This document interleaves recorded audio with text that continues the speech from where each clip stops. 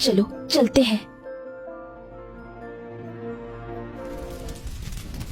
मनोहर और राजकुमारी मंदिर में जाकर विवाह कर लेते हैं।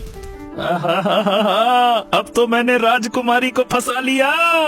अब बस किसी भी तरह से इस राज्य का राजा बन जाऊं, फिर तो मौजा ही मौजा।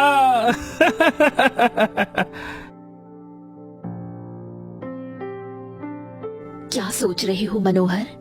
वो कुछ नहीं, बस आपके और हमारे बारे में सोच रहा था राजकुमारी की आगे का जीवन हमारा कितना अच्छा होगा, और उसी जीवन को और अच्छा बनाने के लिए चलिए महाराज से अपने विवाह का आशीर्वाद भी ले लेते हैं। आखिर हैं तो वो आपके पिता ही, तो आपके विवाह के बारे में जानने का उन्हें भी पूरा हक है। हाँ, तुम ठीक सोच रहे हो, चलो चलते हैं। फिर मनोहर राजकुमारी को लेकर दरबार की तरफ निकल पड़ता है। ये क्या राजकुमारी, ये कौन है?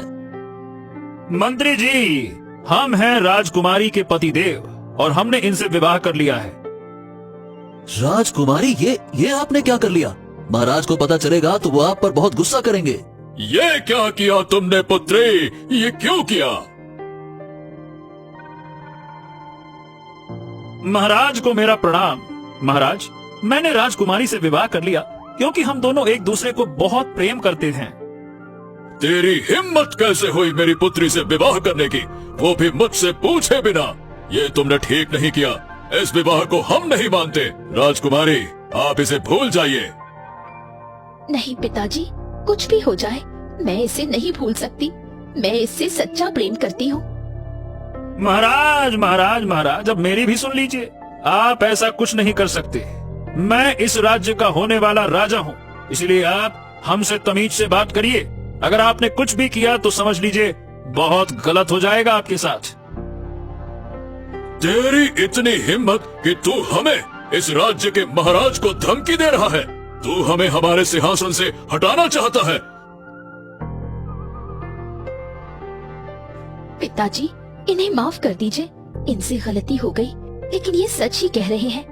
मैं इनसे बहुत प्रेम करती हूँ, तो आप हमारे प्रेम के बीच क्यों आ रहे हैं? महाराज मेरी बात मानिए। इन दोनों को महल जाने दीजिए और अभी आप शांत हो जाइए।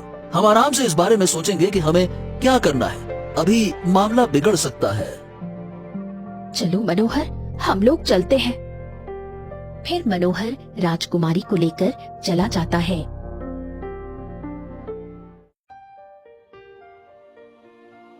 अब मैं क्या करूं मंत्री जी?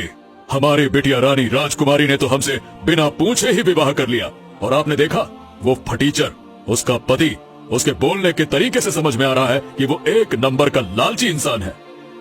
हाँ महाराज, समझ तो मुझे भी आ रहा है, लेकिन अब हम क्या कर सकते हैं? राजकुमारी ने जो किया वो अपनी पसंद से किया। अगर हम कुछ करेंगे तो राजकुमारी कुछ गलत कदम उठा लेंगी।